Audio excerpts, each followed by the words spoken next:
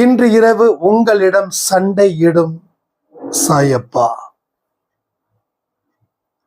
இன்னைக்கு நிச்சயமா உங்களிடம் சண்டை போட போகிறா. எந்த சண்டை அப்படின்றதுதான் இந்த பதிவுல சொல்லியிருக்கோம்.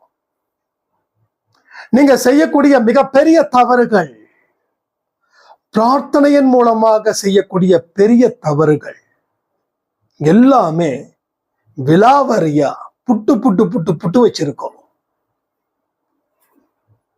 சோ வாழ்வதற்கு தானே வந்தீங்க, வாழ்க்கையை முடிச்சுக்க வரல. இல்ல, நீங்க வாழ்வதற்காகத்தான் வந்திருக்கிறீர்கள் என்றால் இந்த பதிவில சொல்லப்பட்ட அத்தனை விஷயத்தையும் இந்த பதிவு முடிந்த அடுத்த நொடியில் இருந்து நீங்கள் அதை செய்ய வேண்டும். தயவு செய்து செஞ்சிடுங்க. செம்ம கோபத்துல இருக்கிறார், பயங்கர கோபத்துல இருக்கிறார்.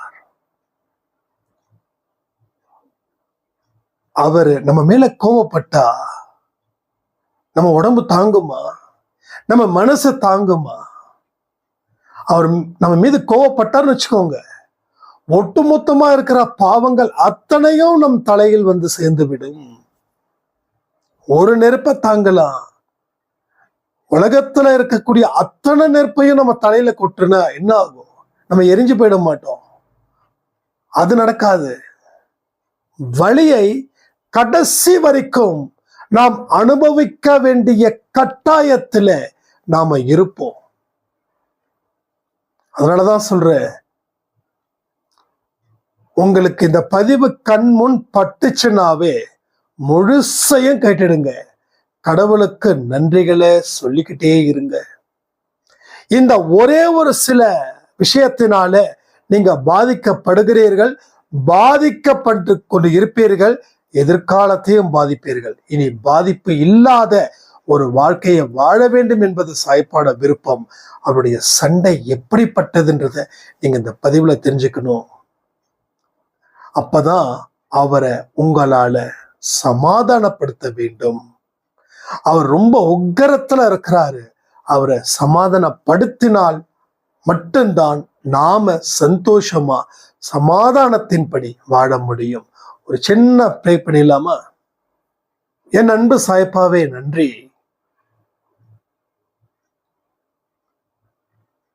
நீர் உக்கிரத்தில் இருக்கும் பொழுது நான் எப்படி சாயப்பா வாழ முடியும்?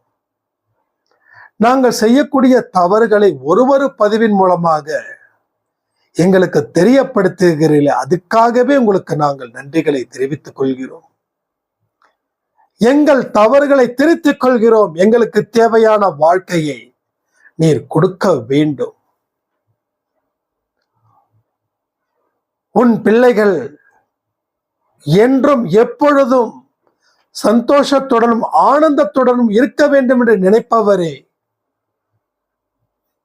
அந்த நினைப்பு எங்களுக்கு நிச்சயமாக நடந்தே தீர வேண்டும். கடைசி நம்பிக்கை எங்களுக்கு நீங்கள். தயவு செய்து எங்கள் மீது கோபப்படாதீர்கள். நீர் சொல்லும் ஒவ்வொரு சொல்லுக்கும் கட்டுப்படக்கூடியவர்களாக நாங்கள் இருப்போம். நாங்கள் உங்களுடைய பிள்ளைகள் என்பதை எக்காரணத்தை கொண்டு மறவாதே. குறைகள் இருந்தால் பதிவின் மூலமாக சொல்லுங்கள். நீங்க சொல்லி சொல்லிதான் நாங்க எங்க வாழ்க்கையை திருத்திக் கொள்கிறோம் என்பது உங்களுக்கு தெரியாதா? பெற்ற தாய் தந்தையை விட ஒரு படி மேலே உங்களை நாங்கள் நேசிக்கிறோம். எங்களுக்கு நீங்கள் தான் வழிகாட்ட வேண்டும். அப்படி வழிகாட்டுவீர்களாக. அதற்காக நன்றி நன்றி நன்றி. ஸோ நல்ல ஒரு பிரேயரை பண்ணியாச்சு. நல்ல ஒரு பதிவையும் நம்ம பார்த்துடலாமா? ஸோ வெற்றி நிச்சயம், இது சாயின் சத்தியம். அந்த வார்த்தையை சொல்லி இந்த முழு பதிவையும் நீங்கள் கேட்க வேண்டும். ஆரம்பிக்கலாமா? சாய்ரா. என் உயிரின் உயிரானவர்களே, ஒரு மெடிடேஷன் இருக்கும்போது இன்னைக்கு நடந்த சாயப்பாவுடைய உரையாடலை நான் இன்னைக்கு இந்த பதிவுல சொல்ல போறேன். உங்களுக்கு அவர் எந்த இடத்துல வச்சிருக்கிறாரு? அவர் உங்களை தொட்டுட்டாரா, தொடவில்லையா? உங்களை பார்த்துட்டாரா, பார்க்கவில்லையா? இத பத்தி தான் இந்த முழு பதிவும். ஆனா ஒன்னே ஒண்ணு மட்டும் அவர் வருத்தப்பட்டார். என்ன தெரியுமா? என்னுடைய மகிமை தெரிந்தும் இவர்கள் என்னை நம்பவில்லை. அவருடைய மகிமை தெரிந்தும் நீங்க அவரை நம்பவில்லை.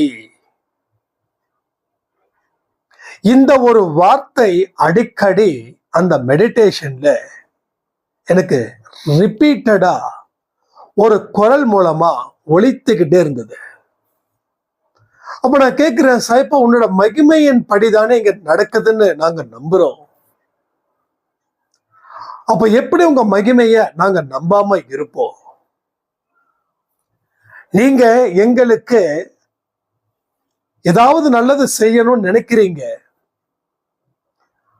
அப்ப எங்களுக்கு அந்த நல்லது நடக்கல அப்படின்னும் போது நீங்களாகவே ஏதாவது சொல்றீங்களா அப்படின்னு நான் உங்களுக்காக எதிர்த்து வாதம் வைக்கிறேன். மறுபடியும் சொல்றாரு, இல்லடா, என்னோட மகிமையை யாருமே புரிஞ்சுக்கல. நீ என்னுடைய மகிமையை புரிஞ்சுக்கிற மாதிரி ஒன்னும் சொல்லலையா அவங்க கிட்ட? இல்ல நீ சொல்லியும் அவங்க கேட்கலையா? இப்ப என்னையும் அவர் வம்புக்கு இழுக்கிறாரு. நான் சொன்னேன், நீங்க எனக்கு என்ன சொல்றீங்களோ அதுதானே நம்ம சொந்தத்துக்கிட்ட சொன்னேன். நானாவா பேசுறேன்? நானா பேசியிருந்தா நீங்க எனக்கு தண்டனை கொடுங்க. அப்ப நீங்க சொல்லிதான் நான் பேசுறேன் அப்படின்னு சொல்லும்போது, அப்போ அவங்க என்னுடைய மகிமைய புரிஞ்சுக்கலையான்னு திரும்பவும் அதே கேள்வி. எப்பயுமே 15 நிமிஷம் மெடிடேஷன், இன்னைக்கு 30 மினிட்ஸ்க்கு மேல போச்சு. அப்ப நான் சொன்னேன், நான் தான் சரியா அவங்கள வார்த்தைகளை உங்களை மகிமைப்படுத்துறது போல சொல்லலையோ, அதனால என்ன மன்னிச்சிடு அப்படின்னு. மறுபடியும் சொல்றாரு, அவங்களுக்காக நீ வக்காலத்து வாங்குறியா? அவங்கள நீ காப்பாத்த போறியா? நீ தியாகியா அப்படின்னாரு. இப்ப நான் என்னதான் பண்ணணும் அப்படின்னு சொல்லி கேட்கும்போது, அவர்கள் என்னை மகிமைப்படுத்தவில்லை. அவர்கள் என்னை மகிமைப்படுத்தவில்லை. 3 வார்த்தை ஃபைனலா அவர் சொன்னது இதுதான். அவர்கள் என்னை மகிமைப்படுத்தவில்லை, அவர்கள் என்னை மகிமைப்படுத்தவில்லை, அவர்கள் என்னை மகிமைப்படுத்தவில்லை.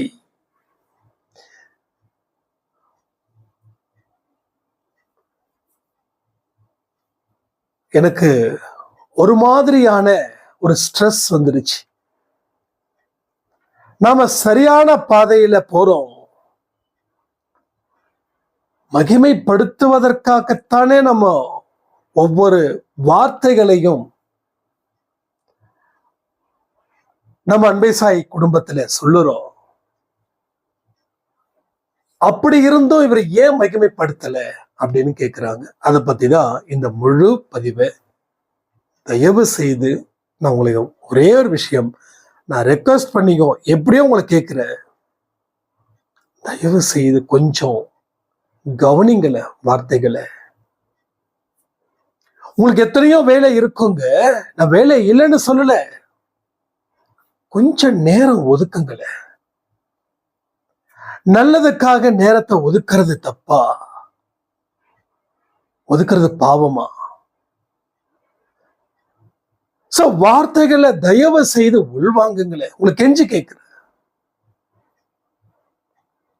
ஏன்னா இங்க நாம வெற்றி பெற வேண்டிய ஒரு கட்டாயத்தில நாம இருக்கிறோம். நீங்க வெற்றி பெற்றே ஆக வேண்டும். இது சாயப்பாவுடைய எதிர்பார்ப்பு. சாயப்பாவுடைய எதிர்பார்ப்பை பொய்யாக்குனீங்கன்னா அவருக்கு மிகுந்த மன கஷ்டத்தை நாம கொடுக்கிறோம் அப்படின்னு அர்த்தமாகுது. சரி, மகிமைப்படுத்துறதுன்னா என்ன? உங்களுக்கு தெரிஞ்ச கமெண்ட்டை கொஞ்சம் தட்டி விடுங்களேன். மகிமைப்படுத்துவது என்றால் என்ன? சரி, நான் எப்படியெல்லாம் மகிமைப்படுத்திட்டு இருக்கேன் அப்படின்ற சொன்னா உங்களுக்கு புரியும் நான் நினைக்கிறேன். காலையில எழுந்திருச்சதுல இருந்து இரவு தூங்கும் வரை அவரை நான் நினைக்கிறேன். காலையில எழுந்திருச்ச உடனே சாய்ப்பா எல்லாரையும் நல்லா பார்த்துக்கோ, நல்லா பார்த்துக்கிறதுக்கு எனக்கு நன்றிகளை நான் சொல்லிக்கிட்டே இருப்பேன். நன்றிகளை சொல்ல சொல்ல சொல்ல என் மனசு அவ்வளவு ஆனந்தமா இருக்குது, அவ்வளவு குளிர்ச்சியா இருக்குது அப்படின்னு. அடுத்தது பாத்ரூம் பிரஷ் பண்ணும்போது, குளிக்கும் போது ஏதாவது ஒரு சில விஷயங்கள் அவருடைய நினைவோடவே நடக்கும். அதற்கப்புறமா ஆரத்தி, சச்சரித்திரம், இதெல்லாம் அவர் இல்லாம ஆரத்தி இல்லை, அவர் இல்லாம சச்சரித்திரம் இல்லை. அப்ப அவரை நம்ம நினைச்சுதான் ஆகணும். ஓகே, அதை விட்டுடலாம். அதுக்கப்புறமா சாப்பிடும்போது, வேலை பார்க்கும்போது, கஸ்டமர்கிட்ட பேசும்போது, சம் என்டர்டைன்மெண்ட்ஸ்ல இருக்கும்போது, சும்மா டிவி பார்க்கும்போது, ஏதாவது சம்திங் பார்க்கும்போது எல்லாமே அவர் நினைப்பார். சாய்ப்பா எங்கேயாவது ஒரு இடத்துல அவர் நிச்சயமா நிற்கிறாரு, நிச்சயமா நம்ம பேசுறதை கேட்கிறாரு, நாம சிரிச்சா அவர் சிரிக்கிறாரு, நாம அழுதா அவரும் அழுது கொண்டு இருக்கிறார். இது எல்லாமே நான் ஃபீல் பண்ணது. சில நேரத்துல உணர்ச்சி வசப்பட்ட நிலையில் உடம்பு மெய்சில் இருக்கும். அப்போ உங்களுடைய தனிப்பட்ட முறையில ஆடியோவை கேட்கும்போது அதுல சாய்ப்பாவுக்கு நன்றிகளை நான் சொல்லுவேன். சோ இதுதான் அவரை மகிமைப்படுத்துவது. நீங்க பேசிக்கலி எவ்வளவு நேரம் ஒரு நாளைக்கு அவரை நினைக்கிறீங்க அப்படின்றத கமெண்ட் பண்ணுங்க. உங்களுக்கு தெரியும். நீங்க வேலை செய்யும் போது அவரை நினைக்கிறீங்களா? டிவி பார்க்கும்போது அவரை நினைக்கிறீங்களா?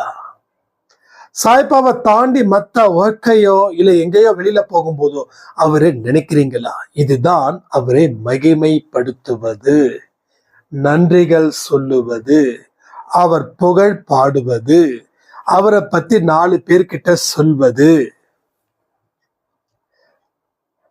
இதெல்லாம் தெய்வங்கள் எதிர்பார்க்கிறாங்க. இதெல்லாம் தெய்வங்கள் எதிர்பார்க்கிறாங்க. நான் ஓப்பனாவே சொல்றேன், ஹானஸ்டா சொல்றேன்.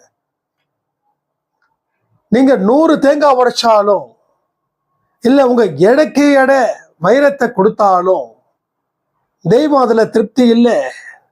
எதுல திருப்தி? மனிதன் தன்னை நினைக்க வேண்டும், தன்னை புகழ்பாட வேண்டும், தான் இருப்பதை ஒவ்வொரு நொடி பொழுதும் உணர வேண்டும். இதுதான் அவருடைய எதிர்பார்ப்பு. இதுதான் அவர் உங்ககிட்ட கேட்கக்கூடிய காணிக்கை. சோ இதை விட்டுட்டோம், வேற எதையோ பிடிக்கிறோம். அது பிடிக்காதீங்க. அது வாழ்க்கைக்கு உங்களுக்கு தேவையே இல்லாதது, அதுல எந்த லாபமும் இல்லாதது, அதில் நஷ்டம் மட்டுமே. அதுல என்ன இருக்கு? ஒன்லி நஷ்டம் மட்டுமே. லாபத்தை பிடிக்கலாமா? அவரை புகழ் பாடுங்கள், அவருடைய மகிமையை உணர்ந்து கொள். கஷ்டம் வரும்போது என் சாய்ப்பா இருக்கிறாருன்னு சொல்லுங்களே. கஷ்டம் வரும்போது ஏன் அவரை மறக்கிறோம்? கஷ்டத்தை பெருசாக்குறோம், அவரை கீழே வைக்கிறோம். உங்க கிரகத்துக்கு மேல அவர்தான் இந்த உலகத்தை படைத்தார். உலகத்தில் இருக்கக்கூடிய உயிரினத்தையும் அவர்தான் படைத்தார். பஞ்சபூதங்களும் அவருடைய கட்டுப்பாட்டுக்குள்ள இருக்கு. சத்தியத்துல படிச்சீங்களா இல்லையா? படிச்சீங்களா? தீய பத்தி, தீ திடீர்னு குபுகுபுன்னு எரியும். அப்போ ஒரே ஒரு சாக்கை எடுத்து, சாக்கோ சாட்டையோ தெரியல.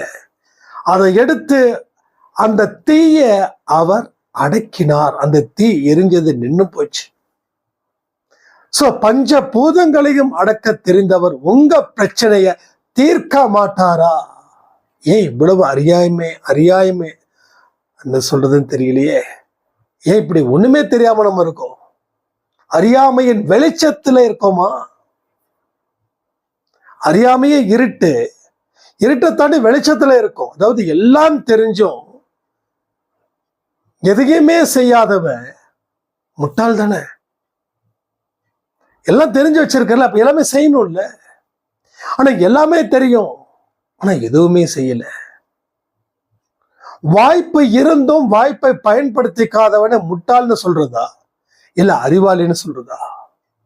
கண்டிப்பாக அவன் முட்டாளே. அப்ப கடவுளுடைய அற்புத சக்தியை தெரிந்து கொண்டும் இன்னமும் எனக்கு பிரச்சனை இருக்குது, கடன் இருக்குது அப்படின்னு சொல்லி ஓரமா உட்கார்ந்து நீங்க கவலைப்பட்டு கண்ணீர் விட்டு அழுவறதால லாபமே இல்லை, நஷ்டம் மட்டும்தான். So there is no profit. அது நஷ்டத்துக்கு உண்டான ஐடென்டிஃபிகேஷன். ஒரு சார் சொன்னாங்க, நான் ப்ரே பண்ணும்போது நான் ரொம்ப ஓவரா ப்ரே பண்றேன், அதுக்கப்புறம் எனக்கு லைஃபே பிடிக்க மாட்டேங்குது. ஸோ ப்ரே பண்ணா ஒரு கான்ஃபிடென்ட் இருக்கணும், ஒரு நல்ல ஃபோக்கஸ் பண்ணணும், எஸ் எல்லாமே இருக்குல்ல. ஆனா என்ன நடக்குது? ப்ரே பண்ணா நெகட்டிவா இருக்குது. என் கணவர்கிட்ட பேச முடியல, என் பிள்ளைங்க கிட்ட பேச முடியல, யாருக்கிட்டையும் பேச முடியல. ஒரு விதமான ஸ்ட்ரெஸ், ஒரு விதமான டிப்ரெஷன். ஸோ என்ன அர்த்தம் புரியுதா உங்களுக்கு? ஸோ பிரேயர் எப்படி இருக்கணும் அப்படின்னா, நன்றிகள் சொல்லக்கூடிய வார்த்தைகளிலே அந்த பிரேயர் இருக்கணும். மகிமைப்படுத்தும்படியான வார்த்தைகளை பிரார்த்தனைகளை பயன்படுத்தணும். இப்போ எனக்கு ஒரு பிரச்சனை இருக்குதுன்னு வச்சுக்கோங்களேன், கடவுளே, ஜஸ்ட் லைக் தட் ஒரு எக்ஸாம்பிள் சொல்றேன். கடவுளே, என்னை எல்லோரும் தண்டிக்கிறாங்க, எல்லோரும் என்னை சந்தேகப்படுறாங்க, என்னை தனிமையாக்கப்படுறாங்க, நான் அழுது புலம்பி என்னதான் பண்றதுன்னு தெரியல, எவ்வளவு நல்லதுதான் செஞ்சாலும் என் வாழ்க்கை எப்படி போகுது அப்படி போகுது, அவங்க திட்டுறாங்க இவங்க திட்டுறாங்க, நான் என்ன பண்றது ஏது பண்றது, கடவுளே மாட்டிக்கிட்டேன், என்னை காப்பாத்து காப்பாத்து காப்பாத்து அப்படின்னு சொன்னா என்ன நடக்கும்? என்ன நடக்கும்? It's a loss of pain சொல்லுவாங்க இல்லையா ஒரு இதுல. அது போல நீங்க உங்களுடைய கான்ஃபிடென்ட்ட இந்த மாதிரி பிரார்த்தனை செய்யும் போது இழந்து கொண்டு இருக்கிறீர்கள். பிரார்த்தனை அப்படி பண்ண சொல்லல, இப்போ வாழ வச்சதுக்கு நன்றி சொல்லுறேன். இப்ப நான் உங்ககிட்ட பேசுறேனே, நான் சாயப்பாக்கு நன்றிகள் சொல்லுறேன். இப்ப நான் உங்ககிட்ட பேசுறதுக்கு முன்னாடி சாயப்பா கிட்ட 2 நிமிஷமா 5 நிமிஷமா 10 நிமிஷமா பிரார்த்தனை பண்ணிதான் வந்தேன். உன்னோட மகிமை பத்தி பேச போறேன், உன்னோட மிராக்களை பத்தி பேச போறேன், என் கூடவே இரு, நான் பேசல, கேமரா ஆன் பண்ணதுக்கு அப்புறம் நீ தான் இருக்க போற, நான் இல்லை அப்படின்னு. என் உருவம் தான் எந்து, ஆனா குரல் அவருது. குரல் எந்தான், பட் பேசக்கூடிய வார்த்தைகள் அவருது. ரைட்டா? சோ இதுதான், இப்படிதான் பிரார்த்தனை இருக்கணும். இந்த கண்ணீரை விட்டு எத்தனை நாள் அழுவீங்க? அழுங்க. அழுவுறது என்னைக்காவது பாசிட்டிவா? நிறைய பேர் சொல்றாங்க அழுதா பாரம் குறையுது. அழுதா பாரம் குறையுதா? யார் சொன்னாங்க அழுதா பாரம் குறையுதுன்னு? அழுதா பாரம் அதிகரிக்கும். டெய்லியும் பிரேயர் அழுது பாருங்களேன், சாய்பாவை கும்புறதை நிறுத்திடுவீங்க. இவரை வணங்குனா எனக்கு கஷ்டம்னு. ஏன் சொல்றேன் தெரியுமா? அவரை வணங்கும் போதெல்லாம் அவரை தொல்லை பண்றது, என் வாழ்க்கை எப்படி போயிடுச்சு, அப்படி புட்டுக்குச்சு, அதாச்சு இதாச்சு, இப்படி தொடர்ந்து சொல்லிக்கிட்டே இருந்தா என்ன நடக்கும்? ஒன்றும் நடக்காது. ஸோ உங்களுக்கு கான்ஃபிடென்ட் லூஸ் ஆகுது. சரி, கான்ஃபிடென்ட் லூஸ் ஆன என்ன ஆகுது? லைஃபே முடிஞ்சு போச்சு. லைஃபே சாப்டர் க்ளோஸ்ட். அப்போ பிரேயர் பண்ணக்கூடிய முறைகளை நீ பண்ணாம நீ பிரேயர் பண்றதாலதான் என் வாழ்க்கை போயிடுச்சுன்றியே. கரெக்ட் தான். இந்த வேலை ப்ரே பண்ணணும், அந்த வேலை ப்ரே பண்ண வாழ்க்கை போகாம என்ன ஆகும்? சோ கண்ணோட்டத்தை மாத்தணும். எதிரிகளை பார்த்து பயப்படாம அந்த எதிரிகளை நின்று போராடுவதற்கு துணிச்சலை கொடுத்திருக்கே சாய்பான்னு சொல்லுங்களேன். ஏன் சொல்ல மாட்டோம்? அப்ப அந்த எதிரிகள் கிட்ட நம்ம என்ன தெரியுமா பார்ப்போம்? என்கிட்ட இது இருக்குது, ஆனா அவங்க கிட்ட என்கிட்ட இருக்கிறத விட அது ஜாஸ்தி இருக்குது அப்படின்னு சொல்லி ஒரு கம்பேரிட்டிவ் பார்த்து மனசு உடைஞ்சு போய் பயம் வந்து அவன் நம்மளை பார்த்து பயப்படுவான். அது நமக்கு தெரியாது. ஆனா நாமளே அவன் போருக்கு போறதுக்கு முன்னாடியே பயந்து நிற்கிறோம். அவன் ஒரே அடி அடிச்சுட்டு அவன் படுக்கு போயிடறான். இப்படிதான் ஒவ்வொரு காலகட்டத்திலும் உங்கள் வாழ்க்கையில் இது தொடர்ந்து நடந்து கொண்டே இருக்கிறது. சோ மகிமைப்படுத்தல, பிரார்த்தனை பண்ண தெரியல, கடந்த காலத்துல இருக்கக்கூடிய நிகழ்வுகளை அசை போட்டுக்கிட்டே இருக்கும். இந்த மாடு வெளியில எல்லாம் மேய்ஞ்சுக்கிட்டு நல்லா மேய்ஞ்சுக்கிட்டே இருக்கும். எவ்வளவு நேரம் மீது அவ்வளோ நேரம் மேயும். உடனே சாப்பிடாது, ஒரு இடத்துல ஸ்டாக் வச்சுக்கும். அதுக்கு எப்போ வந்து ஒரு இடத்துல ரிலாக்ஸ் பண்ண நேரம் கிடைக்குதோ அப்போ அப்படி எதுகளிச்சு அதை மறுபடியும் மென்னு சாப்பிடும். சோ நாமளும் அந்த மாட்டை போலதான் கடந்த காலத்துல இருக்கக்கூடிய எல்லா விஷயத்தையும் ஸ்டோர் பண்ணிட்டோம். எப்பப்பெல்லாம் வாழ்க்கையில உருப்படியா ஜெயிக்கணும்னு நினைக்கும் போது அங்க இருந்து எடுத்து அந்த சோகத்தை அதிகம் பண்றோம். அதுல டயர்ட் ஆகுறோம், படுத்து தூங்கிடுறோம். ஸ்ட்ரெஸ் அதிகமாச்சுன்னா ஏன் உடம்பு சில பேருக்கு முடியாம போகுது தெரியுமா? ஒவ்வொரு செல்ஸும் அழிக்கப்படுகிறது. ஒவ்வொரு உடம்புல சில சில பல செல்ஸ் இருக்குது. சில எல்லாம் என்னது அணுதான் அப்படின்னு சொல்லுவாங்க. ஸோ அந்த செல்ஸ்கள் எல்லாம் நல்ல செல்ஸ் எல்லாமே அழிஞ்சிருச்சுன்னா என்ன ஆகும்? உடம்பு பலகீனமா தானே ஆகும். ஹாப்பியா இருக்கிறவங்கள பாருங்களேன், 90 வயசானாலும் ஆக்டிவா இருப்பாங்க. ஆனா இங்க 40க்கு மேலேயே போச்சு எல்லாமே கதை கந்தள். ஸ்ட்ரெஸ் பாயிண்ட் வேற லெவல்ல கூடுது.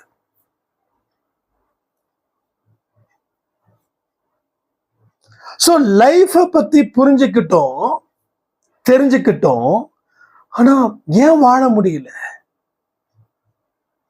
அப்போ அசை போடுறோமா? எதை? கடந்த காலத்தை. ஏன்பா நிகழ்காலத்தையே மறக்கிறோம்? ஒண்ணு அப்படி இல்லை இப்படி. ஆனா இங்க சென்டர் ஒரு பிளேஸ் இருக்கு, அதையும் மறக்கிறீங்க. ஒண்ணு கடந்த காலத்துல நினைச்சு வாழ்றது, இல்ல எதிர்காலம் எப்படி இருக்குமோன்னு நினைச்சு பயந்து வாழ்றது. ஆனா நிகழ்காலத்துல ஒண்ணுமே இல்லாம போயிட்டா என்ன நடக்க போகுது? ஒன்றும் நடக்காது. வாழ்க்கையில எதெல்லாம் நீங்க பெற்றீர்களோ அதெல்லாம் இழப்பதற்கு நீங்களே முயற்சி செய்து அதில் வெற்றியையும் பெறுகிறீர்கள். ஒரு பிரார்த்தனை பண்ணிடலாமா? என் அன்பு சாயப்பாவே நன்றி. என் மண்டையில் உரைப்பது போல் சொன்னீர்கள். ஆம், நாங்கள் அனைவரும் கடந்த காலத்தில் இருக்கக்கூடிய ஒரு துயர துன்ப சம்பவத்தை நினைத்து நினைத்து நினைத்து இந்த நிமிடம் நடந்தது போல் வாழ்ந்து கொண்டு இருக்கிறோம். எங்களை மன்னித்து விடுங்கள். நாங்கள் படித்திருந்தும் அறிவில்லாதவர்கள், அனுபவம் இருந்தும் அறிவில்லாதவர்கள். எங்களுக்கு அறிவை கொடுத்தீர்கள், அதை நாங்கள் பயன்படுத்தாமல் இந்த நிமிடம் வரை வாழ்ந்து கொண்டிருக்கிறோம். அதற்காக எங்களை மன்னித்து விடுங்கள். உங்கள் பாதத்தில் நாங்கள் கெஞ்சுகிறோம், எங்களை மன்னித்து விடுங்கள். எங்களுக்கு மன்னிப்பு வழங்குங்கள். இனி இந்த மாதிரி ஒரு தவறை என் வாழ்நாளில் செய்யவே மாட்டேன். உன்னை நாங்கள் இன்று முதல், இந்த இரவு முதல் மகிமைப்படுத்துவோம். தியானத்தின் மூலமாக ஒரு சண்டையை எங்களுக்காக செய்தீர்கள் சாயப்பா. இனி நீங்கள் சண்டை செய்யாதது போல் நாங்கள் நடந்து கொள்ளுவோம். எங்களுக்கு கர்மாவுக்கு எதிராக நீங்கள் தான் சண்டை செய்ய வேண்டும். எங்கள் வாழ்க்கையில் உயர்ந்த தன்மை எதில் இருக்கிறதோ அந்த தன்மைகள் நாங்கள் இந்த நொடியில் இருந்து வாழுவோம், சாதிப்போம். எங்கள் வேண்டுதலை கேட்டுக்கொண்டு இருப்பதற்காக நன்றி, நன்றி, நன்றி. பிரார்த்தனை பண்ணியாச்சு. இனி எல்லாமே உங்கள் கையில. சாய்பாவை மகிமைப்படுத்துவோம். சாய்பாவிற்கு நன்றி, நன்றி, நன்றின்னு சொல்லி இந்த பதிவை நான் முடிக்கிறேன். ஜெய் சாய்ராம்.